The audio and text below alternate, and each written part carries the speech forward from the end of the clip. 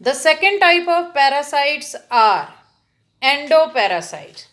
Endoparasites are those which live inside the body of host at different sites like liver. Endoparasites, they are found in liver or kidney or lungs or RBCs, etc. Life cycle of endoparasites is more complex. Why it is more complex? Because of their extreme specialization. Because of extreme specialization of parasite, their morphological and anatomical features, they are greatly simplified and their reproductive potential is greatly enhanced. Why life cycle of endoparasites is very more complex? Because they are extremely specialized, their morphological and anatomical features are simplified, and they have great reproductive potential.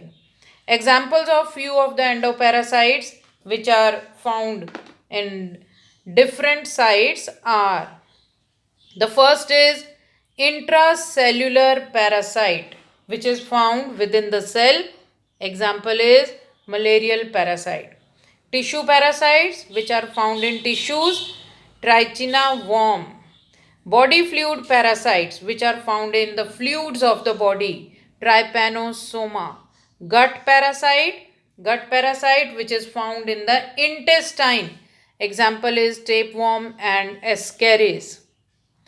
Liver parasite, which is found in liver. Example is Entamoeba histolytica and Wucheria.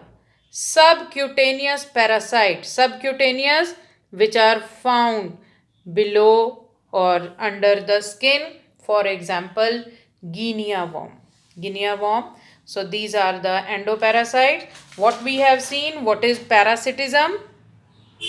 The adaptations of parasites in the host body, how they adapt themselves, then their how the parasites they harm the host, then endoparasites and ectoparasites, parasites living on the body of the host and the parasites living inside the body of the host. Next is brood parasitism. Brood parasitism is seen in several birds, and it is a very fascinating example of parasitism in which some birds they lay eggs in the nest of host.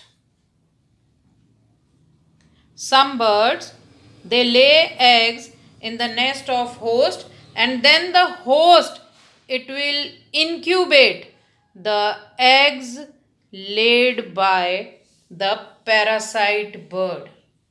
Why? Because during the course of evolution, the birds of the the eggs of parasite bird, they resemble the eggs of the host in size and color.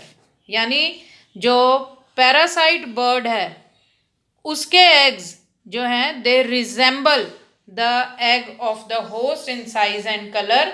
So the host bird is not able to identify and incubate the eggs laid by the parasite as its own.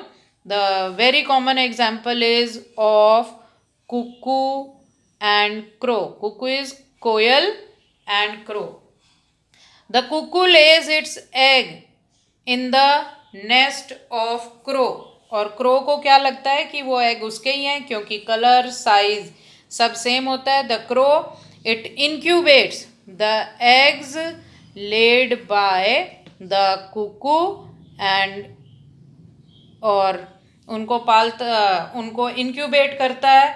और जब eggs hatch होते हैं तो उनको क्या करते हैं, crow उनको खाना भी खिलाता है जब तक वो उड़ने लायक नहीं हो जाते. और जैसे ही जो बर्ड्स हैं वो उड़ने लायक होते हैं तो कुकू खुद आते हैं और अपने कोयल आती है और अपने बच्चों को उड़ा कर ले जाती है. So this is the example of brood parasitism. With this, we are finished with the next population interaction. that is parasitism.